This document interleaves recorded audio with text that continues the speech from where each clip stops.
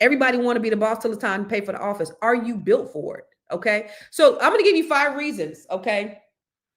One, number one, you might hate, if you hate uncertainty, do you hate uncertainty? Let's start with this. If you need every duck to be in a row before you make a move, entrepreneurship will break your spirit.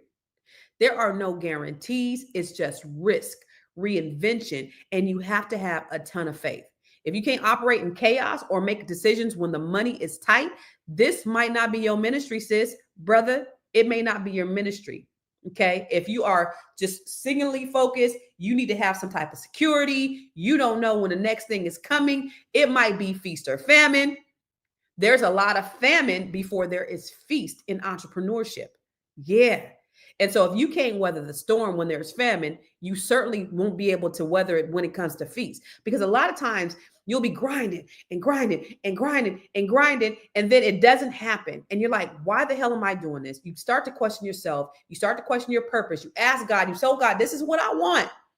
And you feel like God has led you to this place. But then when it doesn't happen when you want it to happen, then you're ready to give up. If you hate uncertainty, being an entrepreneur is not for you. I will tell you that this though, it will pay off if you keep grinding. One of my favorite scriptures is don't be weary in well-doing, for in due season you will reap your harvest. But there's another part to that. If you faint not, you got to keep going and keep grinding if you want it to happen. So you will, there's a biblical principle. It's a universal principle. Every time you sow, you're going to reap if you continue to reap your heart. If you faint not, you got to keep going.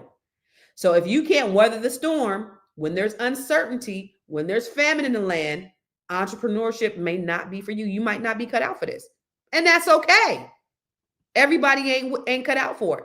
But I'm telling you, the harvest is going to be great if you are able to weather the storm. Number 2, I hope you guys is writing this down. Okay. Write this down in your notes. I try to teach every time I come on here, and I've been carrying this phone since not this phone, but this iCloud since 2013. I have tons of notes from all training I've taken all over the country. So if you don't have a pen and a paper, put this in your phone. Okay. The second thing is, if you're not self-motivated, your business only grows if you do. If you need a boss to tell you what to do, or you struggle to stay consistent without external pressure, you will find yourself stuck and frustrated. Being an entrepreneur means that you are your own manager. You are your own motivator. You are your own cheerleader. That's what I had to realize early on. And it's so funny because even as a broker of real estate agents, it's funny because I'm having to a lot of times motivate my team, which is totally fine. But for me, you know what motivated me? Bills. You know what motivated me? Daycare and diapers. That's what motivated me when I first started, is not struggling.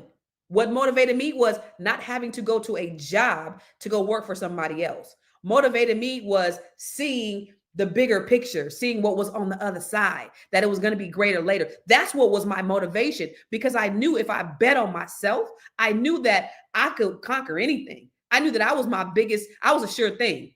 You know how you go to the race horses and you bet on a sure thing.